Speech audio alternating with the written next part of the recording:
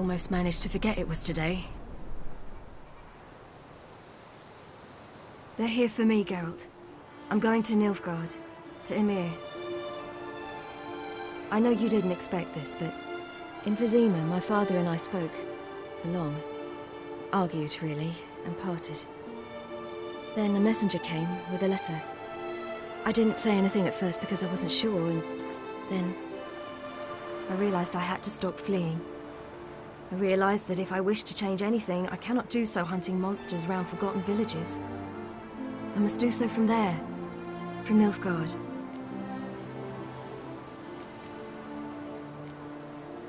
You make this choice on your own?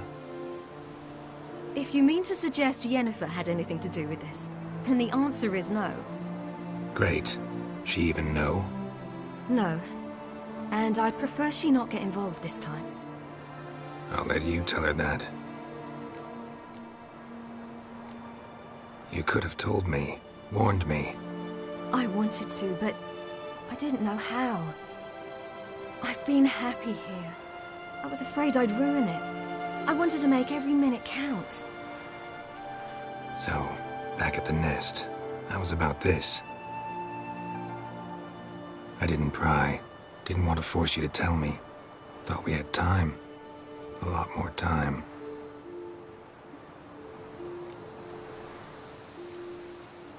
Is this what you want? Yes. You'll not try to stop me. Take me to the Blue Mountains by force. Traveled half the world to find you, but I never intended to force anything on you. I know. You'll be fine. You're a witcher. We needn't say goodbye. Of course we don't. I don't know when we'll see each other again. You know where to find me. You can't possibly stay at Kaer Morhen all the time. Makes no difference. You'll find me. True. Remember what I taught you. Never know, could be useful there too.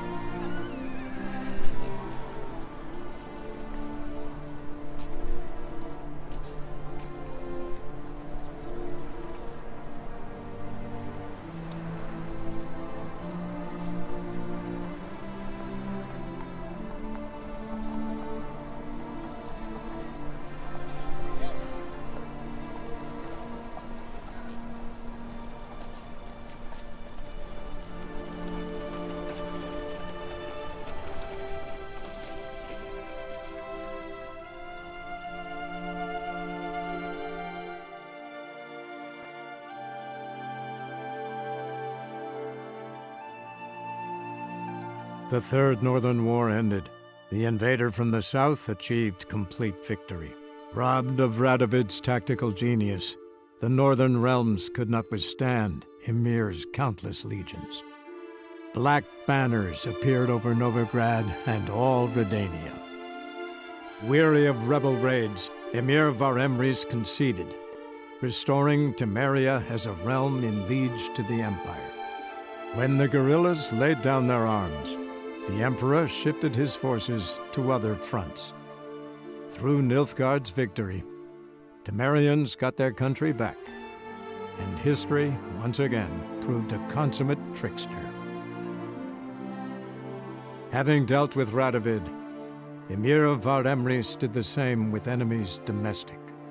The Emperor's loyal spies named all who had conspired against him, traitors, soldiers, and aristocrats alike.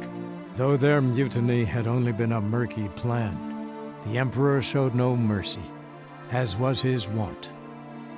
While the continent bled engulfed by war, Skellige bloomed under Ceres's enlightened rule. Unlike those who had come before her, the young queen did not raid foreign shores, looking instead to her people, tending to her land. The island-bound nation prospered, though its fangs of yore were dulled.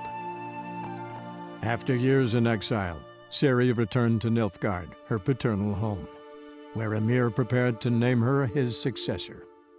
The woman had the necessary qualities. From her father, she'd inherited an empress's political instincts. From Geralt, she had gained a sense of simple human decency. Few monarchs boast both traits, which is quite a shame. While monarchs moved borders and populations, Geralt and Yennefer lived a calm, quiet life, far from all things political. They breakfasted well after noon, more often than not in bed, and passed the days on lazy strolls and long conversations. Boring, you say? Perhaps. But both had sought this more than anything else.